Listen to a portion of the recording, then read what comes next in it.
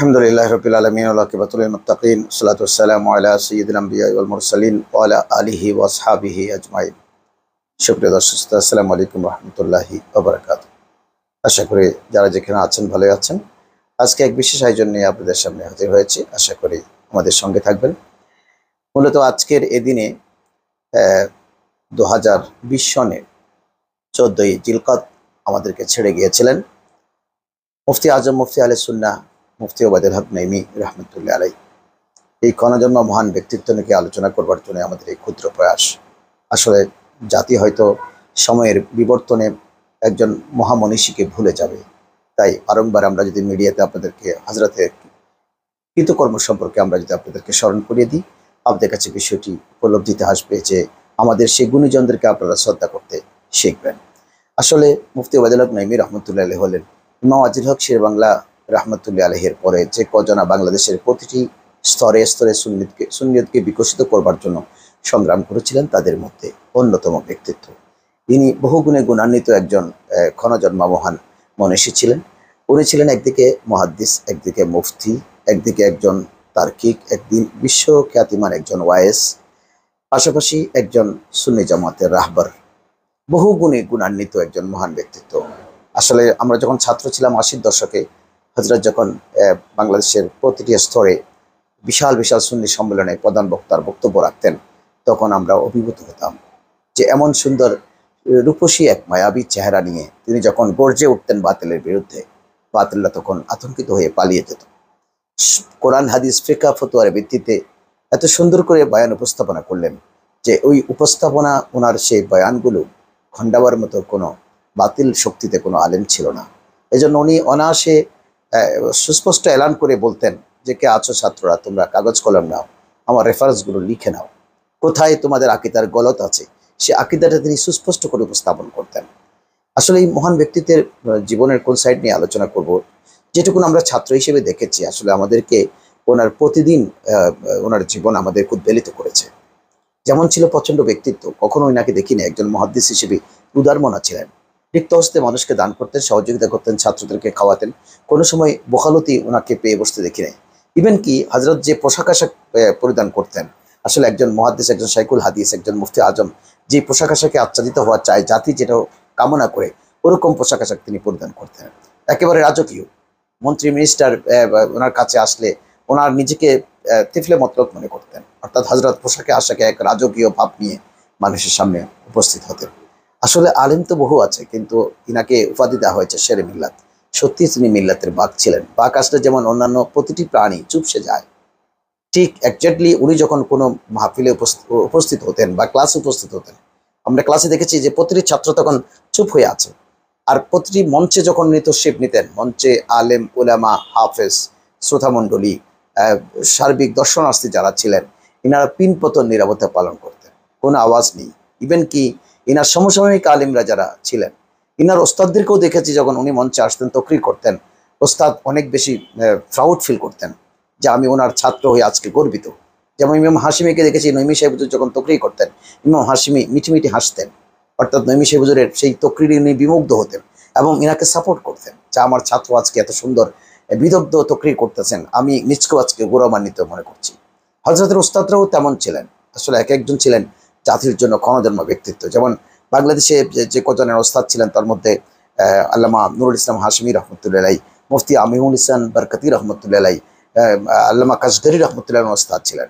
আর আমাদের সীমানার বাইরে বিশেষ করে আল্লামা মুফতি এরহান নাইমি রহমতুল্লাহ সান্নিধ্যে উনি ছিলেন এবং ওনার কাছ থেকে ইলম অর্জন করেছিলেন। মসলকে আলা হযরতের এই মহান ব্যক্তিত্ব সারা জীবন মসলকে আলা হযরত প্রচার প্রসারের জন্য দিব্যি সংগ্রাম করে গেছেন, কারোর সাথে কোনো আপোষ করেননি। কোনো রকমের টাকা পয়সাওয়ালা ক্ষমতাবান ব্যক্তিত্ব এনাকে কোণঠাসা করতে পারতেন না। যারা যেখানে আছেন, উনি কিন্তু কারো কাছে কখনো মাথা নত করতেন না। একেবারে বাঘের মতো একজন আলেম হিসেবে যেভাবে চলাফেরা করা দরকার সেভাবে চলতেন। ওনার সে আচরণগুলো আমাদেরকে এখনো বিমোহিত করে। আসলে এরকম ব্যক্তিত্ববান আলেম আমরা কম দেখতে পাই। অনেকে তো দেখে ক্ষমতাবান মানুষ আসলে, টাকা পয়সাওয়ালা আসলে মানুষ দুর্বল হয়ে যায়, তার থেকে কিছু পাইবার জন্য। ইনি কখনো কারো কাছে কিছু পাওয়ার কথা আশা করতেন না। গোসে পাকের গোলামের মতোই চলতেন। একবার আমি জামিয়ার মঞ্চে দেখেছিলাম, বাংলাদেশের ক্ষমতাধর একজন ব্যক্তিত্ব এসেছিলেন। হুজুর কাবলা তখন তশরিফ ফরমা ছিলেন। তো একজন ইনাকে এসে বলছেন, হুজুর অমুক আসছেন, আপনি একজন মাইকে একটু এলান করে দেন। হজরত বললেন, কে এসেছেন? যে অমুক। আরে অমুক তমুক ওইরকম বহু লোক এই মঞ্চে আসবেন, এই মঞ্চে কারোর জন্য বাধা নেই, সকলে আসবেন, কিন্তু নাম এলান করবার কিছু নেই। এই মঞ্চের শাহানশাহ হচ্ছে আমার হুজুর কেবলা মাদ্দাজিলুল আলী, তাহির শাহ মাদ্দাজিলুল আলী যেখানে বসা আছেন, এখানে মন্ত্রী মিনিস্টারের কোনো দাম নেই। ইনি পাত্তাই দিলেন না। আসলে এই পাত্তা না দেওয়াটা ইনার ব্যক্তিত্ব পরিস্ফুটিত হয়েছে।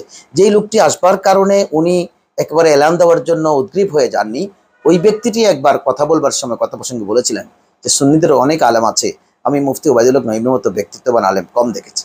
অর্থাৎ সেদিন তিনি ভয় পেয়েছিলেন। ইনি আসার পরে যিনি নড়ে চড়ে ওঠেননি, হুজুর কেবলাকে পায়ের উঠে দিয়েছেন। অর্থাৎ হুজুর কেবলার আওলাদ রসুলের উপরে আবার শাহানশাকে, এখানে কাকে আমি দাম দেবো? ইনি পাত্তাই দিলেন না। আমরা দেখেছি যে ওয়াজ নসিহত করবার সময় সেই 80-র দশকে উনি এক রাতে 3-4টা মাহফিল করতেন। কিন্তু আসলে মাহফিল করাটা, এতটি মাহফিলে কথা বলা, এটা ওনার একটা কারামত ছিল। আমরা তখন বুঝতে পারিনি, আমরা মনে করতাম উনি, ওনার গলা মনে হয় আল্লাহ প্রদত্ত কোনো একটা স্পিকার, যে এত কথা বলেন গলাটা ভাঙে না কেন। আসলে এই 3-4টা মাহফিল উনি তো খুব বোল আওয়াজে কথা বলতেন, খুব চিৎকার করে সুরেলা কণ্ঠে কথা বলতেন। মানে রসুল করিম সাল্লাল্লাহু যখন ইয়া রাসূলুল্লাহ বলে ডাক দিতেন, হাবিবে দো জাহা বলে ডাক দিতেন, তখন একেবারে মঞ্চের মধ্যে লোকজনের কলব পাড়া পাড়া হয়ে যেত। এই যে এত সুললিত কণ্ঠে, সুরেলা কণ্ঠে ওয়াজ করতেন, কিন্তু তারপরের দিন আবার 3-4টা, তারপরের দিন আবার 3-4টা।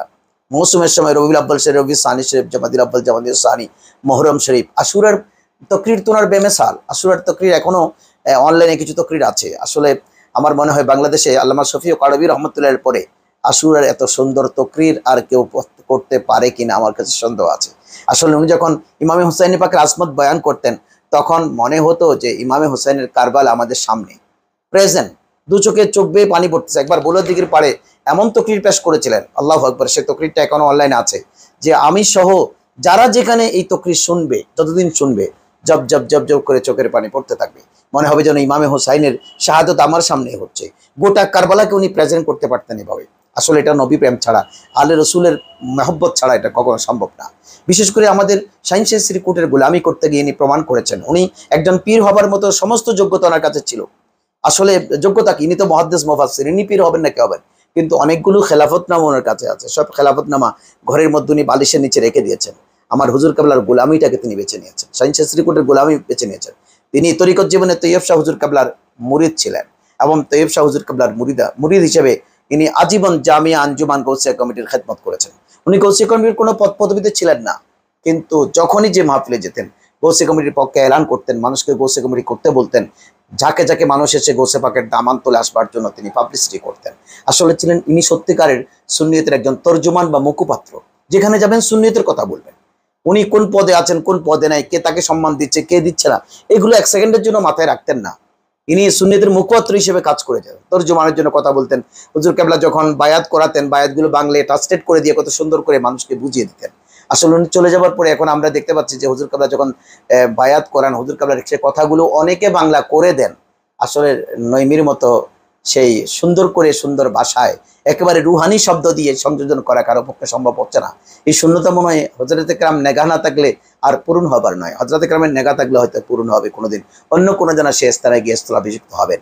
আসলে একজন ক্ষণজন্মা ব্যক্তিত্ব হারিয়ে ফেলার পরে বুঝতে পেরেছি আমরা কাকে হারিয়েছি। ক্লাসে যখন তিনি পড়ান, তখন নইমিকে ছাত্ররা অন্যভাবে আবিষ্কার করেন। উনি যখন পড়াতে বসেন, মনে হয় যেন ইমাম বুখারী পড়াচ্ছেন, মনে হয় যেন মুফতি আমিনুল ইহসান বরকাতি পড়াচ্ছেন, মনে হয় যেন আল্লামা কাশগরি রহমতুল্লাহ পড়াচ্ছেন। অর্থাৎ একজ্যাক্টলি রসুলকে দেখে দেখে যেভাবে হাদিস পড়াতে হয়, হাদিস পড়াচ্ছেন বুখারী, রেফারেন্স দেবে তিরমিজি, নাসাই, ইবনে মাজাহ, আবু দাউদ, যত সরাসরি আছে সবখান থেকে স্পষ্ট রেফারেন্সগুলো তিনি টেনে নিয়ে আসবে। ছাত্ররা এত বেশি প্রলুব্ধ হতেন, এত বেশি উদ্বুদ্ধ হতেন যে ওনার ক্লাস করবার জন্য মরিয়া হয়ে যেতেন এবং ক্লাসে পিনপতন নিরাপত্তা পালন করতেন। আবার ওয়াজের ময়দানে দেখুন ইনি কোনো ফাঁকিবাজ ছিলেন কিনা। 2-3টা মাহফিল আপনি বলেছেন যে ঘুম কখন যেতেন, আমরা চিন্তা করতাম যে আল্লামা নইমি কখন ঘুমায়। আজকে দেখুন আল্লামা নইমিকে আমরা যদি এভাবে ওনার জীবনকে স্টাডি না করি, তাহলে আমরা বুঝতে পারবো না, এই জাতের কদর হবে না। আল্লামা নইমি রহমতুল্লাহ 2-3টা মাহফিল করতেন। মাগরিব থেকে শুরু করেছেন 10টা, 10টা থেকে 12টা, 12টা থেকে 2টা, 2টার পরে বাসায় আসতে কয়টা বাজে?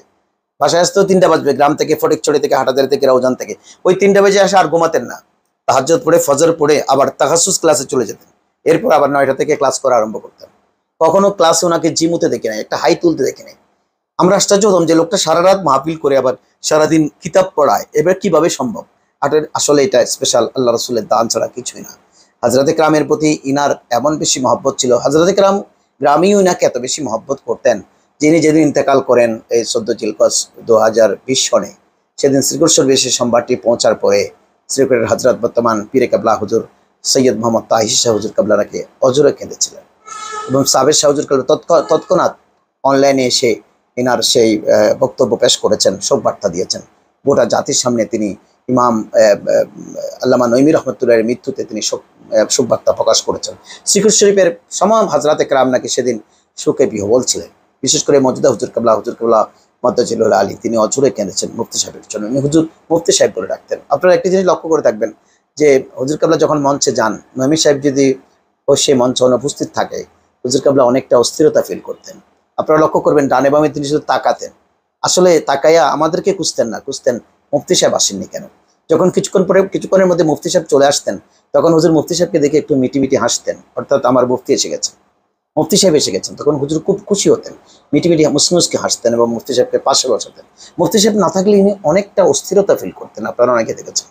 আসলে হুজুর কালার দরবারে শ্রীকুট শরীফের সমস্ত হযরত ইকরাম আমার নঈমী সাহেব হুজুরকে মুফতি সাহেব বলতেন। আসলেই মুফতি সাহেব, মুফতি আজম, এত বড় মুফতি বাংলাদেশে আর জন্মাবে কিনা জানি না, অনেক গুণে গুণান্বিত। আমাদের দেশে আমরা যিনি দেখতে পাই, যিনি তফসিরে হয়তো মাহের, উনি আবার ফেকাতে তেমন মাহের না, হাদিসে তেমন মাহের না। আবার যিনি হাদিসে মাহের, উনি ফেকাতে বা তফসিরে মাহের না, কিন্তু সর্বগুণে গুণান্বিত। ইভেন কি বালাগাত ফাসাহাত ফুনুনাতের কিতাবগুলো যিনি অকপটে পড়াতেন এবং ওখান থেকে রেফারেন্স দিতে পারতেন। এলমে বালাগাত, এলমে কালাম যার নকদর্পণে ছিল। বিশেষ করে একজন তার্কিক ছিলেন, তিনি বাতিল ফেরকার সাথে সবসময় মোনাজারা করবার জন্য সব সদা প্রস্তুত থাকতেন।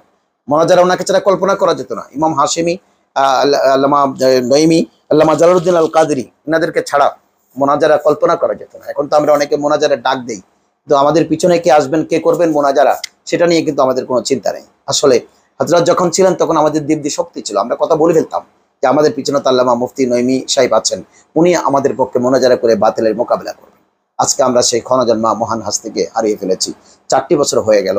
আসলে হযরত আমৃত্যু ইসলামের যে খেদমত করেছেন, সুন্নিয়তের খেদমত করেছেন, এই খেদমতটা ওনাকে তা কিয়ামত বাংলাদেশের সুন্নি জনতার অন্তরে জীবিত রাখবে। নঈমী কখনো ইন্তেকাল করে মানুষের হৃদয় থেকে মুছে যাবে না। নঈমীকে যুগ যুগ ধরে মানুষ মনে রাখবে, এই জন্য যে নঈমী হুজুর যেখানে গিয়েছেন সেখানে সুন্নিয়তের আওয়াজ বুলন্দ করেছেন। এই ক্ষণজন্মা মহান ব্যক্তিত্বের 4র্থ ইন্তেকাল বার্ষিকীতে, ওফাত বার্ষিকীতে আমি গভীরভাবে হযরতকে শ্রদ্ধা করছি এবং সুন্নি জনতাকে বলছি, আল্লামা নঈমী যেভাবে বাতিলের সামনে আপোষ করেননি, কোন রকম দুনিয়াবাজ ফিতনাবাজ আলেমকে বা দুনিয়াবাজ কোনো ব্যবসায়ীকে কখনো প্রাধান্য দিতেন না, সবসময় আল্লাহ এবং রসুল, আলে রসুলকে প্রাধান্য দিতেন। চলুন আমরা ওনার পথ ধরে আমরা হযরত ইকরামের নকশা কদম চলবার চেষ্টা করি, জামিয়ার খেদমত করি, এলমি ময়দানে আমরা বিচরণ করবার চেষ্টা করি। তাহলে আবারও সেই নঈমীর যেই ক্ষতি, আল্লামা নঈমী ইন্তেকালের মাধ্যমে সুন্নিদের যে ক্ষতি, সেটা পূরণ সম্ভব হবে। হযরতের রুহানি তাওয়াজ্জুহ কামনা করছি। গোটা দেশবাসীকে হযরতের ইন্তেকাল বার্ষিকীতে আমি হযরতের জন্য দোয়া করবার জন্য, বিশেষ করে হযরত উসিলায় যেন আল্লাহ আমাদেরকেও কবুল করে, তোর জন্য আপনাদের কাছে দোয়া কামনা করছি। সকলে আমাদেরকে আল্লামা নঈমীর পদাঙ্ক অনুসরণ করবার তৌফিক দিক আল্লাহ যেন আমাদেরকে কবুল করেন। আসসালামু আলাইকুম ওয়া রাহমাতুল্লাহি ওয়া বারাকাতুহু।